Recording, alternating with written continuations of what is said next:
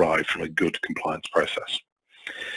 As John mentioned, my background is in risk before compliance, and I come from a due diligence background, and I focus very much globally. So I live and work in the United Kingdom, but I have a global role that focuses from all the way from Australia first thing in the morning to Hawaii late at night, helping our clients, the market, understand, address the problems of regulation and crucially of enforcement within the anti-bribery and corruption space.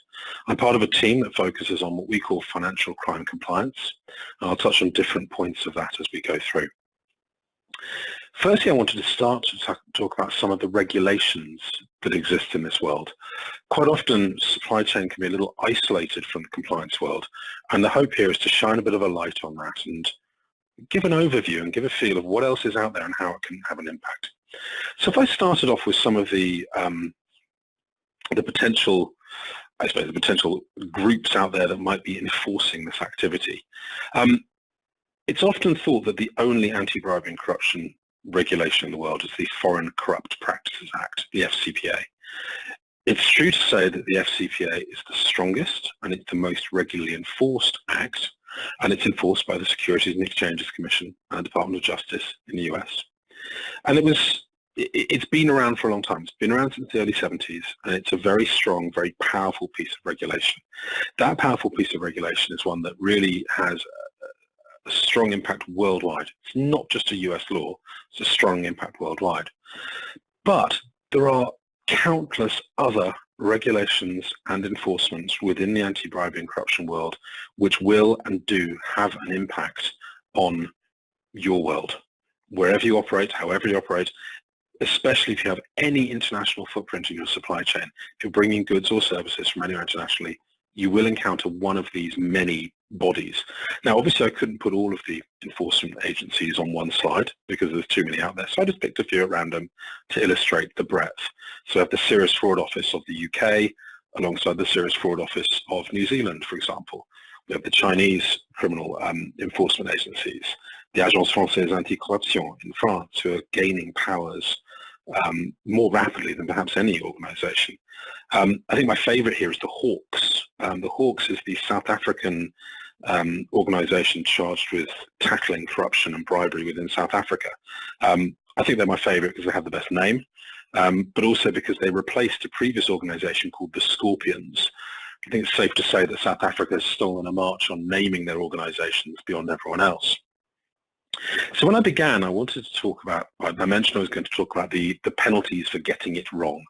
What's the cost, the real cost if you have a breach, if you have a bribery or corruption enforcement action against you?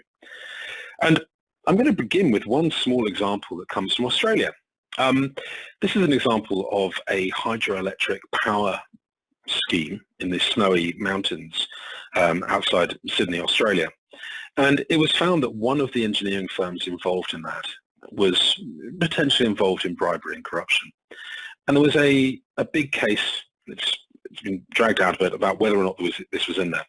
The cost, however, here, and the interesting reason behind this story is, it's an Australian term, which is tall poppy syndrome. They talk about the tall poppy. And the tall poppy is the propensity for a culture to always try and bring down the biggest player in a scheme. Now, in this scheme, in this hydroelectric scheme, the biggest player was certainly not the engineering firm that was contracted to do this work. The biggest player was the then Prime Minister of Australia, Malcolm Turnbull. So the press, the media, whenever they were reporting, it was his name that was put on the front. Now, this carries over into the corporate world, that when there's an issue with a supply chain failing, a supply chain problem that's linked to bribery or corruption, one thinks of the dreadful building collapse in Bangladesh, in Dhaka, which killed many hundreds of people, but was linked to and had heavy issues about both human trafficking, slavery, and corruption. It was the brands, it was the names that were being manufactured in those buildings that went on the front page. They are the tall poppy. They are the ones that are going to get the bad publicity, not the small people at the back of the room doing the dodgy deals. We then have another case here in the UK, which is fairly small, but it shows that this is not just a criminal or civil criminal issue. It's also a criminal issue.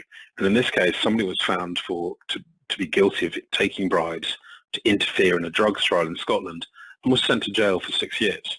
So there are now, as well as that reputational risk, there are prison sentences for people getting it wrong.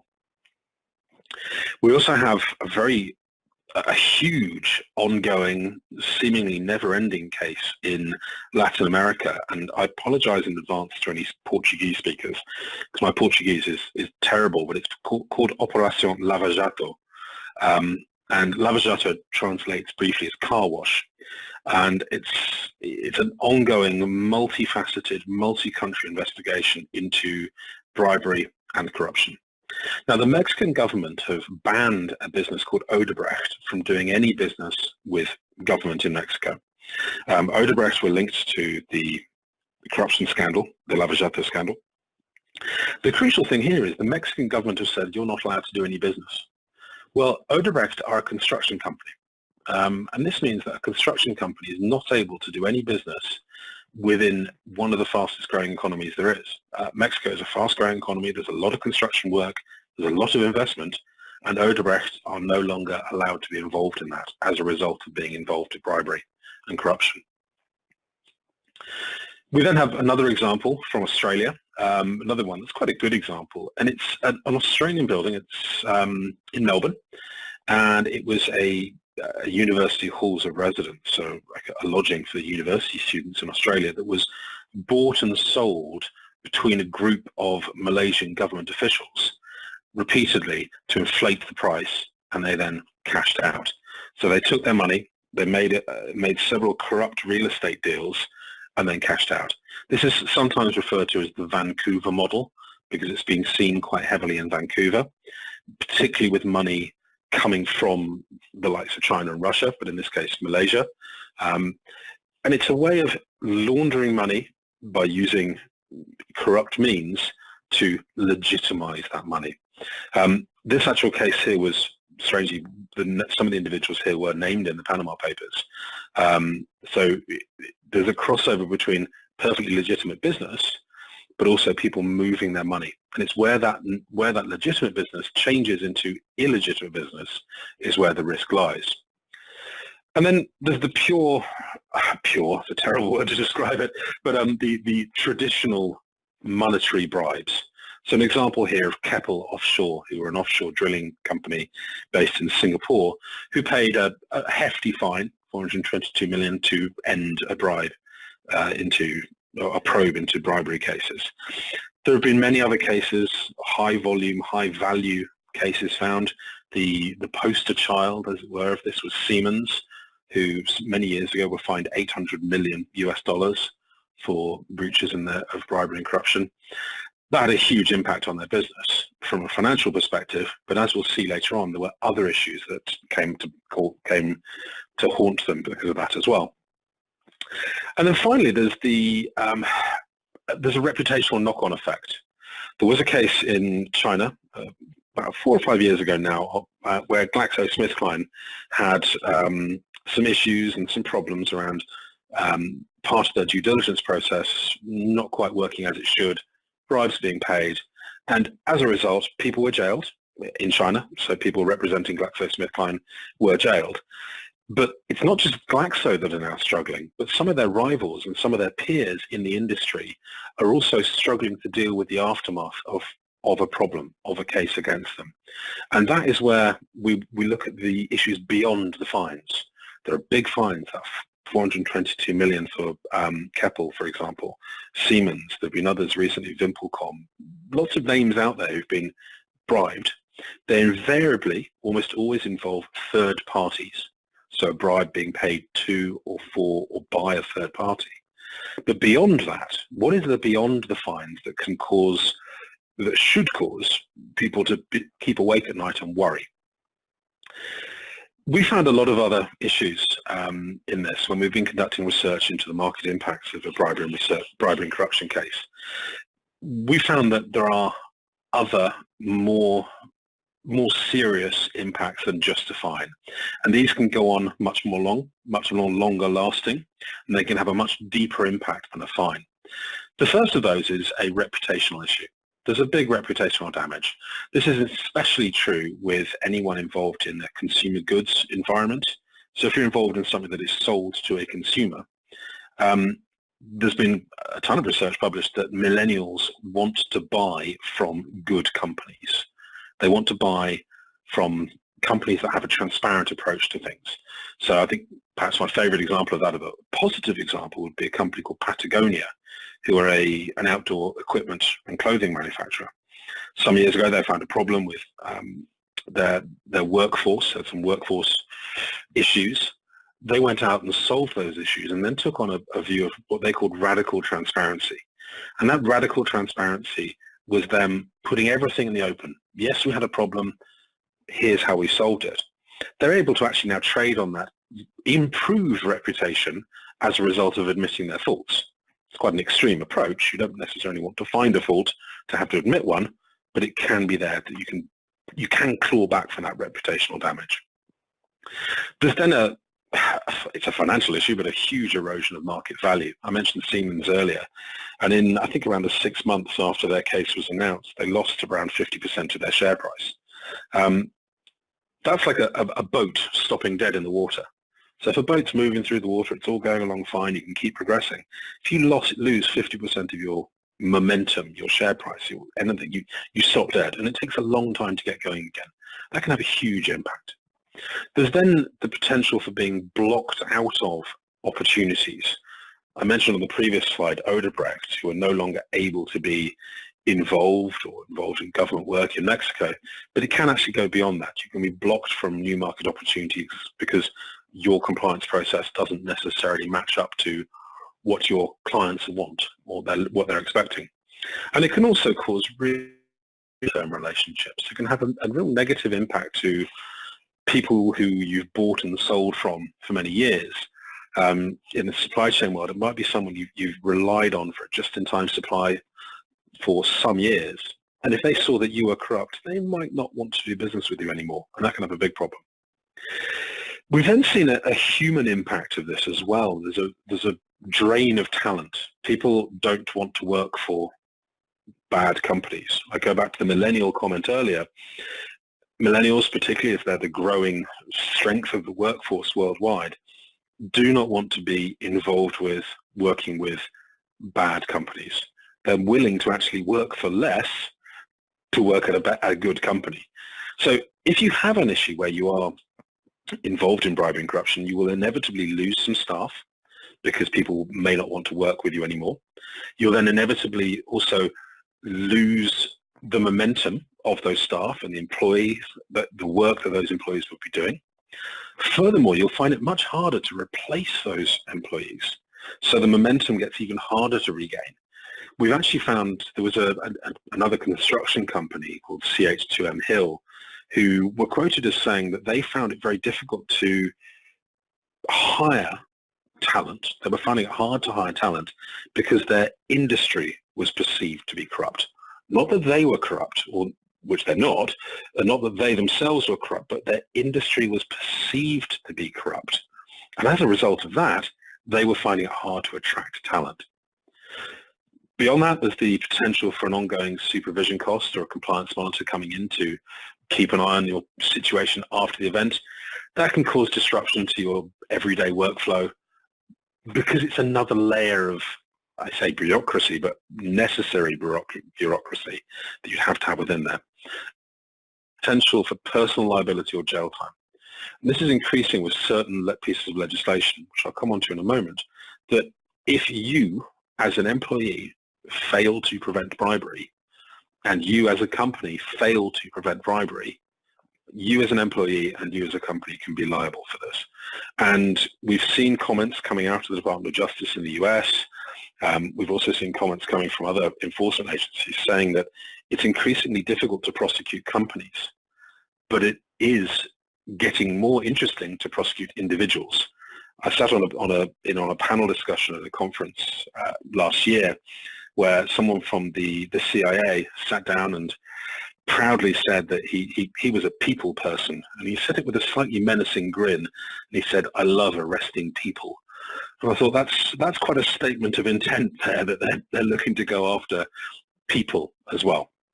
So when I mentioned that personal liability piece and the fact that it can be failure to prevent, it's a good time to move on and look at what the actual laws are and what they mean to you as a business. We could start, for example, with the USA. Now, in the USA, the main piece of legislation is the Foreign and Corrupt Practices Act, the FCPA. As I mentioned at the beginning, been around since the early 70s, and it's hugely influential, and it's a hugely powerful piece of law. Effectively, it outlaws paying a bribe to a foreign public official or an instrumentality of state. So this means paying a bribe to, loosely interpreted, anyone who works for a government or a government agency. So a good example of this in the supply chain world would be whenever you're moving goods across borders, they're going through customs agents, port agents, border control agents. Those individuals, if they're employed by a government, are a foreign public official. If you pay a bribe to that border agent to get your container through the border quicker, that is a bribe under the Foreign Corrupt Practices Act. So it's quite specific about bribery of foreign public officials and government. To comply with it, you have to have adequate due diligence. You have to have what are called good books and records. So you need to be able to show what you knew about all of your third parties. So that's third parties, which are suppliers, vendors, sales agents. So in this context, you have to have really good books and records of the due diligence that was done on any point of your supply chain. And then you also have to have what's called training and communication. So every company should have, and I hope everyone listening has had, really solid training on how to avoid bribery, how to prevent bribery, what bribery actually is and what it means. So the USA has been the strong player for some years. The UK in 2010 brought out something called the United Kingdom Bribery Act. Now, this is sometimes abbreviated to UKBA or just the Bribery Act. And it goes beyond what's required in the USA, in that it makes no distinction between the payer of a bribe and the recipient of a bribe. And it makes no distinction between whether that person is government employed or government controlled or a private entity. So it criminalizes, if you will, both sides of that, both sides of the coin. There are certain things you have to do to be able to comply. And one of those compliance pieces is due diligence. You have to have carried out adequate due diligence into all third parties. And that's a real common theme, as you can see as we go through these. You also have to have ongoing monitoring and ongoing review of your process, and that includes ongoing monitoring and review of your due diligence. Another point where the supply chain world can potentially help bring that due diligence and bring that information in to the compliance world. It has what's called proportionality, which is a typically British, I have to say typically British, I'm British, so I'm going to say that. It's a typically British common sense approach to doing things. Your due diligence should be proportional to the risk of doing business. But also, if you're taking someone out for dinner, then the dinner should be proportionate to the meal and the relationship you have with them. So if I was about to sign a contract with Bill Gates to do all of the compliance program for Microsoft, for example, I might not take him out to McDonald's for dinner. I might take him somewhere a little bit nicer. That would be perfectly legitimate. If I was taking someone out for dinner and I took them out to the finest restaurant in the land and bought them $3,000 bottles of wine, and the deal was only worth $1 million a year, then people would start to ask questions. So proportionality is key. One of the other common pieces and the other common factors between the USA and the UK is they apply extraterritorially. So both of these apply to any US or UK citizen, any US or UK company, any transaction carried out in US dollars or UK sterling, or even, it could even go down as far as any server transaction, so any email going through a server location in the UK or the USA. So they have real reach beyond the realms of just the US or just the UK. I picked two other countries to look at to give you an idea of some of the other laws that are out there and some of the other things that are out there. But it's really to give a flavor that every country has a law that outlaws bribery and corruption. Every country is we're now seeing countries increasingly work together. So you may see multiple country enforcements coming into place. And I chose France, partly because I'm a French speaker, but also partly because I think it's a very interesting law, it's called Sapin 2, and Sapin is the name of the minister who brought it in, 2, for those that don't speak French, It is French for two, so it's sapin two. It's his second law on this. It outlaws paying and receiving a bribe. It makes no difference to state and private, just like the UK. It does only apply, though, to quite a narrow band of French companies. So it's almost like they've slightly missed a trick here. They could have gone a bit broader. They didn't. But one of the things it has, which is hugely powerful, is they have a mandatory policy. So you as a company have to have a policy to have a proper compliance procedure in place, have it all documented, have it all laid out. And the Agence Française Anti-Corruption, their enforcing body, has the power to turn up on your doorstep, knock on the door at 7 o'clock in the morning and demand to see your policy. If your policy isn't good enough, then you can be fined or have a sentence brought against you, just for a failure of your policy. If no bribe has been paid, no issues have been done, they can still come after you for that. And that's hugely powerful. Australia is perhaps the most recent example where they're kind of almost picking the best bits of all of them. So it's still extraterritorial, like the US and the UK.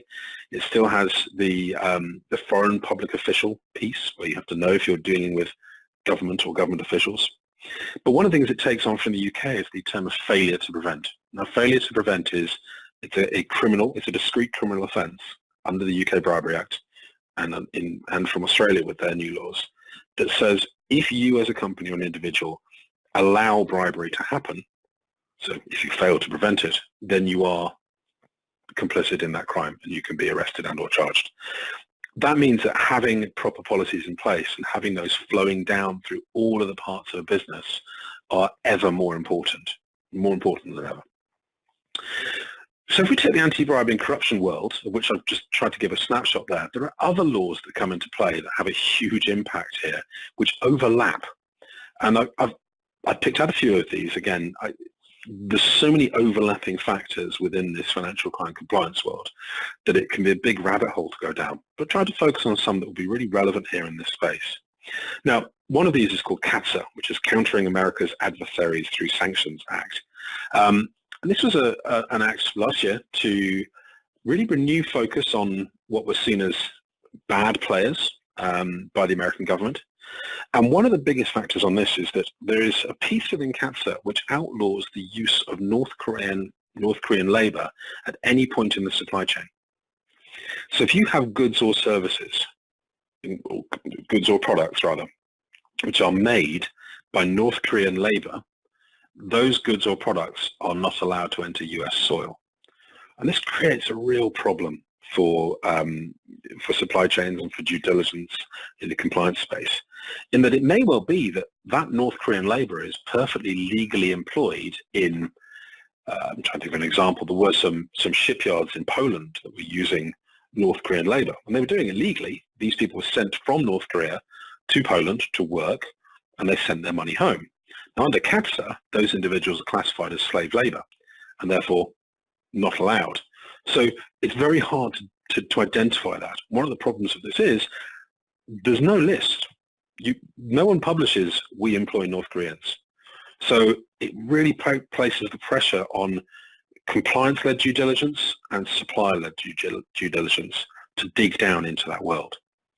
There's then the California Transparency in Supply Chains Act, which is much like the UK Act. It's aimed at trying to prevent slavery and trafficking. Now, why slavery and trafficking is so important in the supply chain and compliance world is the overlapping connection between them. It's almost like a moving pie chart. If there is human trafficking somewhere in your supply chain, it's very likely that there is also bribery or corruption. If there is slavery somewhere in your supply chain, if forced labor is being used, it's quite possible that somebody is actually laundering the proceeds of that money. So there's money laundering in there as well. These things all get interconnected. I have included here modern slavery, and I've included that in parentheses because the UK has a modern slavery act, and if I'm allowed a personal bugbear on these things, I think I'm going to take one. There's nothing modern about slavery. It's not modern. It's just slavery, and hopefully there's a move towards people getting to really try and stamp out on this because of that interconnectedness and because of trying to make things better for everyone. There's then the world of sanctions and sanctioned goods and products. ever-increasing sanctions and changing sanctions landscape, particularly coming out of the US government, where things can change very rapidly. There's also renewed focus on non-worlds. Invariably, it was the banks, the financial services industry that was looked at for sanctions compliance. But we're now seeing more and more focus on corporate entities in this world as well. We then touched on the conflict minerals issue. So conflict minerals, as an issue, they slightly died down over recent years, which is a shame, because I think it still needs a spotlight shone on it, again, for that interconnectivity of financial crime. Working to stamp out conflict minerals is part of protecting human rights. It's part of protecting humanitarian law. It's part of protecting people, and that's got to be a good thing. And then you can layer on top of that the idea of corporate social responsibility, which again is becoming ever more important, either from a reputation point of view, from an environmental impact point of view. We're seeing more and more initiatives to promote good values within businesses. All of these things can get layered into the process. So how can you find a common ground within that process? How can you find a way to actually make this come together? Well, there are a few things that are pretty much key across all of these, and this is likely to fit within a supply chain evaluation process and a compliance process. The first of those is to carry out risk assessment. So what is the risk of this supply? What is the risk of this business relationship?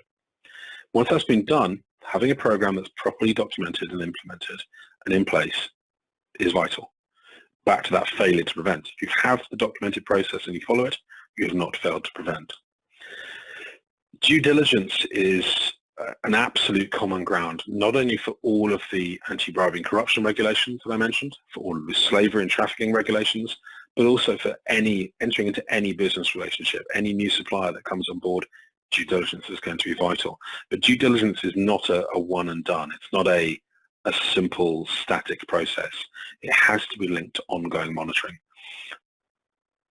Today is a good and trusted vendor you've worked with for 10 years. Tomorrow could be involved in a bribery and corruption scandal in Vietnam.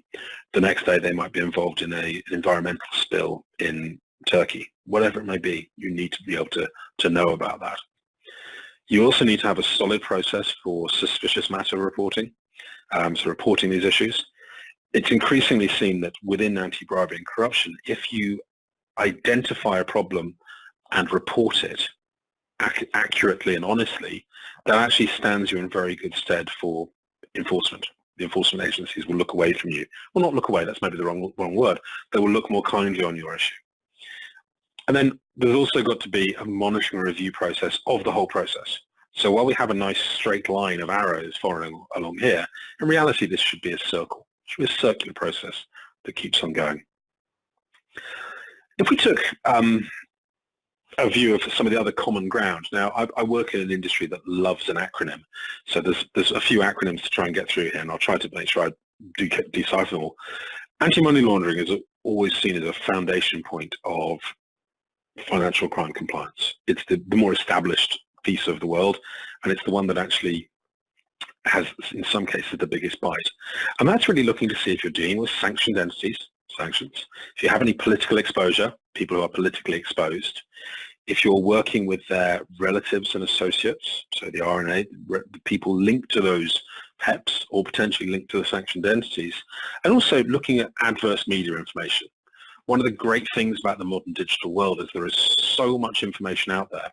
One of the difficult things is thinning down that information to something relevant. So being able to focus an adverse media search on information that is relevant to you can help you really work on that. To build that out into an anti-bribery and corruption world, the real thing you need to be looking at is maybe slightly adjusting the focus on your adverse media. You might be looking at slightly different topics, slightly different issues. You might be wanting to focus more on, is the trafficking and slavery in my supply chain, because that will have a link to bribery and corruption. But you need to be looking at what are called state-owned entities. So is this company owned or controlled by a government? But also looking at the employees, so the management of those state-owned entities. Now, it's not realistic and not feasible to look at every employee of the government everywhere. I think from memory, the Indian Railway, which is a wholly state-owned entity, has something like something like 6 or 7 million employees at any one time. So you couldn't possibly look at all of those employees, but you would be able to identify the management and senior levels. And then you can go beyond that to add a risk and reputational view, where you might be looking at your supply chain risk management platform, bringing that information as well, but also the corporate social responsibility piece as well. By building all those layers in together, you can actually make a really big, thorough, and comprehensive view of the risks you're facing in any relationship. The only problem is this is work, and this always puts a pressure on compliance functions, particularly in the corporate space. Compliance functions are pressurized. They do not have the huge numbers that a bank has. Some of the large banks in the US, up to 20 or 25% of their employees are in compliance nowadays. In a corporate world, you may find there might be 1 or 2 people in compliance, and they're sitting at the back of the room tearing their hair up because they've got so much work to do, because they have so many third parties, and they have so many different international pieces they have to work on. And it can also be seen as a cost center. Doing this due diligence, doing anything there. Oh, we don't want to do due diligence because we just need to get this supplier signed up. We need this partner in Turkey. We need this supplier to send us these pieces from Canada, whatever it may be. It's seen as a barrier to doing business, and that can put the pressure on you. There's then the pressure of combining all those multiple compliance regimes and bringing them all together. It can sometimes be a challenge to do that. But if a compliance team can focus on some core skills, some core functions, then actually you can bring those pieces together. By having a solid due diligence program with a baseline across the board of every relationship, every person you touch and come into contact with, having some piece of due diligence, you're able to actually simplify that process. By having a global approach, where you have a global standardized level that you can work to, again, you can simplify that process and simplify the audit trail to bring it into one piece. And if you tie that in with the commitment from the top, there's an often overused term in compliance, which is tone from the top. I don't think it can really be overused. You have to have full commitment, and you have to have full buy-in across from the board level all the way down that you're going to do this. If you can focus on these key core efforts and these core pieces, then you can actually help to turn compliance into a benefit. Now, this was the piece that I think we like to touch on differently in LexisNexis Risk Solutions, where yes, there's the negative, and yes, there's the fine. How can you help yourself do better? I have an obligation to use at least one quote in Latin in every presentation I do, and here I have one which is sometimes attributed to Francis Bacon, but it's actually a mistranslation of something from an Arabic scholar much earlier than that. Scientia potentiaris, knowledge is power. Now, if you have solid knowledge of all of your relationships, that knowledge will lead to a better relationship. If you really know who you're doing business with, you can lead to a better developed relationship with them. It can be helped to work on price and service. So if you know more about your suppliers, surely you can work to get a better deal from them, if that is on prices, that it is on service. But from a reputation perspective as well, if you have a better compliance process, your suppliers will want to work with you more as well. We're seeing a real move at the moment, particularly in China, where companies in China are looking to really cement and solidify their compliance processes as a competitive advantage.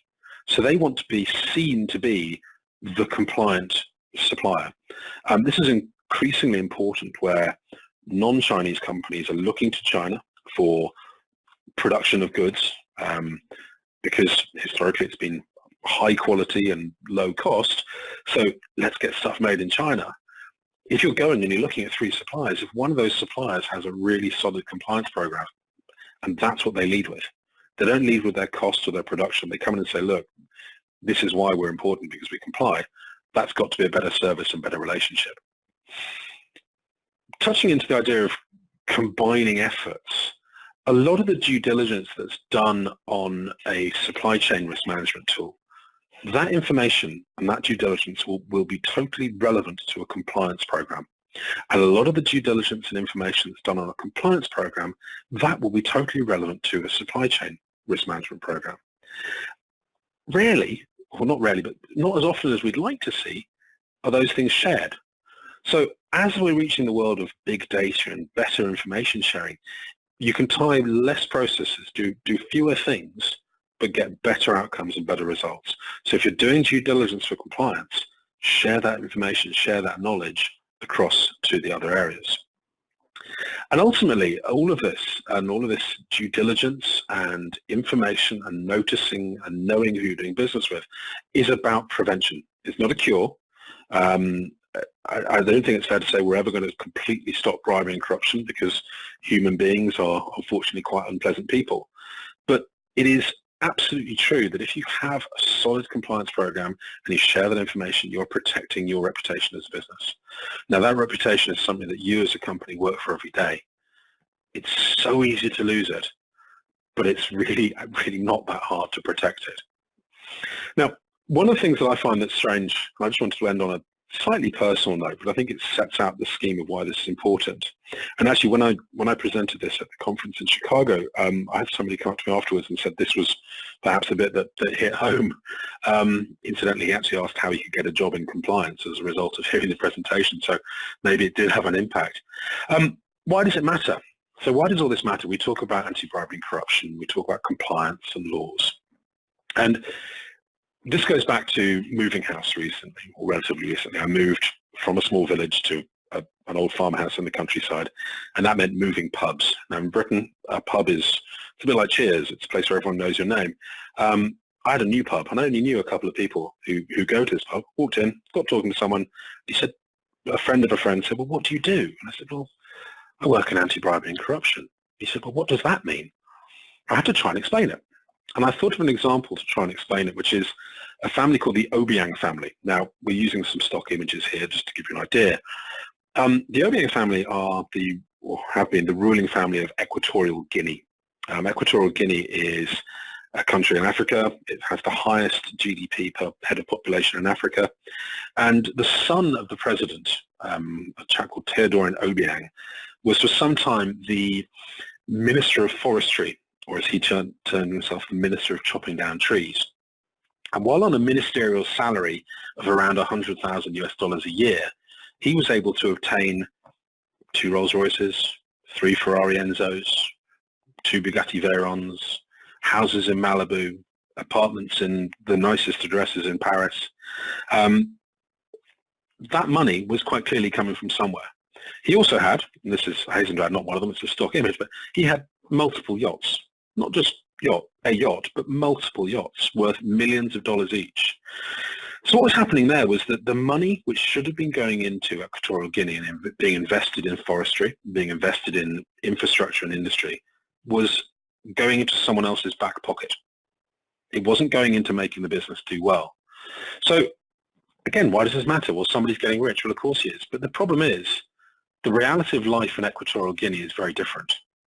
Equatorial Guinea has one of the lowest levels of sanitation, one of the lowest levels of clean running water, even in the urban areas, let alone in the rural areas. And it has people who are struggling, who are on the breadline, people for whom this kind of reality is there, that they're living in shacks and they're not necessarily getting the life they need. Now, what this means is all those companies that were investing in forestry or work or infrastructure projects, when they were going in, yeah, it's pretty true they were paying bribes. But what that meant was those bribes were going to line the pocket of a rich few. Those bribes were not going to actually make their investments more effective. So as a company, paying a bribe is a very ineffective way of getting business done. It's a very expensive way to get a very small advantage. Far better to actually invest more heavily and more effectively in something more thorough. And there's one very strong example of this, which was one of the big box retail outlets who were entering a new country. They were going into a new country and said, we're going to build our outlets. The government said yes. And just as they were about to open, a government official said, you need to pay me so that I'll turn your electricity on. And they said, no, we're not going to pay the bribe. And they stood their ground. They stood their ground for about 6 months. Eventually, the government official received pressure from higher up saying, it's far better to have the investment than to have a bribe in your back pocket. And that's ultimately what this is about. It's about finding ways to ensure that bribery and corruption can be minimized in the corporate supply chain and minimized in the corporate world so that your investments and your businesses can be more efficient, but also so you can help bring people up and bring people on to a much more effective and better way of working. So with that, I'm going to just wind down slowly. I think I'll hand back to John. We have hopefully a couple of questions to take from the end. Very good, Charles. Thank you. Very, very powerful content and very timely and relevant for certain. Yeah, as you're going through this, I'm just wondering, from your perspective, with the advent of AI and blockchain and all these new technology solutions, disruptors, if you will, does that create more opportunity for even more risk or corruption, or is the flip side that